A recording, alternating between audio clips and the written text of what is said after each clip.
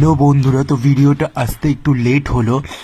আমি একটু ব্যস্ত ছিলাম। তো কিছুদিন আগেই হয়ে গেছে আমাদের এখানে সতীমার মেলা হয়ে গেছে, কি এখনো চলছে, এখনো ভাঙা মেলা। তো সেই মেলায় গিয়েছিলাম আমার এক বন্ধুর সাথে, অনেক রাতে গিয়েছিলাম, 10 দিন পরে গেছিলাম। তখনও মেলা বেশ ভালোই ছিল। তো এই যে দেখো, বিভিন্ন রকমের দোকান ছিল, ফুলের দোকান, সাজগোজের দোকান, সমস্ত কিছু। আর এই যে যেখানে নাগরদোলনা বসে সেইখানটাও গিয়েছিলাম, দেখলাম প্রায় ফাঁকা ফাঁকা নাগরদোলনা উঠে গেছিল, সব ঠাকুরনগর মেলায় যাবে।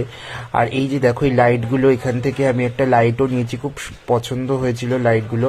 তারপরে এখানে বিভিন্ন রকমের কাপ প্লেটের দোকান, তারপরে আচার, পাঁপড়, ব্যাগ, জুয়েলারি, সমস্ত কিছু দোকানই ছিল এই মেলায়। কারণ এই মেলাটা বেশ বড় আর অনেক দোকান আছে। আর এই টেডিগুলো দেখো কি মিষ্টি।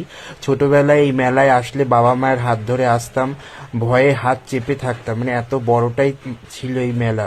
আর এখন তো মানে মেলাটা অনেক ছোট হয়ে গেছে। আর এখানে বিভিন্ন রকমের খাবারের দোকান ছিল, আমরা খাইনি কিছুই। তো এখানে দেখো খুব সুন্দর সুন্দর ফুলেরও দোকান ছিল। এখান থেকে আমরা কিছু ফুল কিনেছিলাম, ফুলদানি কিনেছিলাম আমি আর আমার এই বন্ধু মিলে। এই কাকুর দোকান থেকে অনেকগুলো ফুল নিয়েছি, আর ফুলদানিও নিয়েছি 3টে। অনেকদিন থেকে ইচ্ছে ছিল নেব। আর কি কি নিয়েছি মেলা থেকে সেগুলো লাস্টে দেখতে পাবে।